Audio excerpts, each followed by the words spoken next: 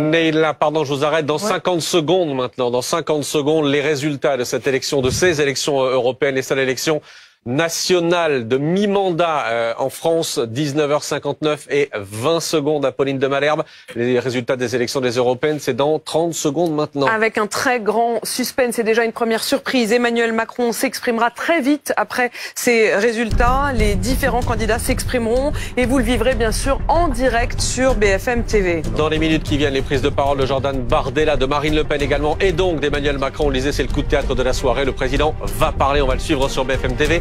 Mais avant ça, 15 secondes avant donc les résultats de ces élections européennes. Ce soir, nous sommes le dimanche 9 juin. 5 secondes. 4, 3, 2, 1. Apolline.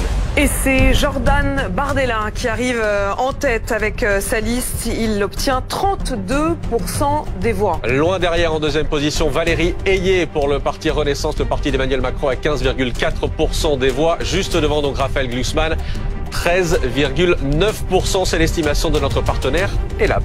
Et on part immédiatement retrouver les différents QG, mais juste avant, avec 9,3% des voix, c'est Manon Aubry qui arrive en 4e position.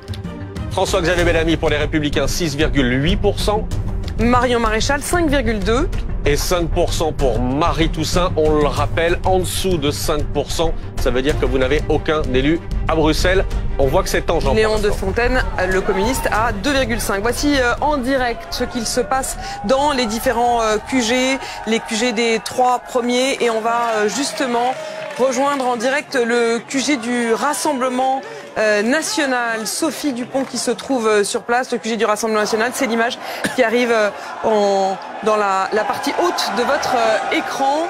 Ces images donc en direct des militants RN. Sophie Dupont. Ouais, forcément beaucoup de joie, Apolline, ici d'être arrivée très largement en tête. Vous les entendez, des militants qui disent on a gagné avec des drapeaux français à la main. Évidemment pas de drapeau européen ici. Il y a eu une explosion de joie. Les militants avaient fait le décompte. Ils étaient plutôt sereins, ces militants.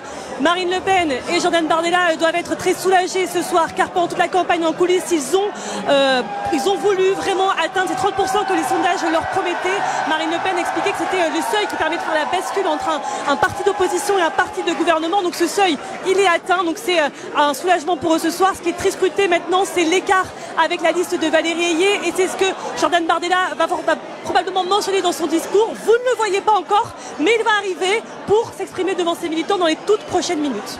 L'écart, il est énorme. Anne Sora-Dubois du côté de Renaissance, plus de 16 points d'après notre estimation. Et là, plus de 16 points d'écart entre Jordan Bardella et Valérie Ayé.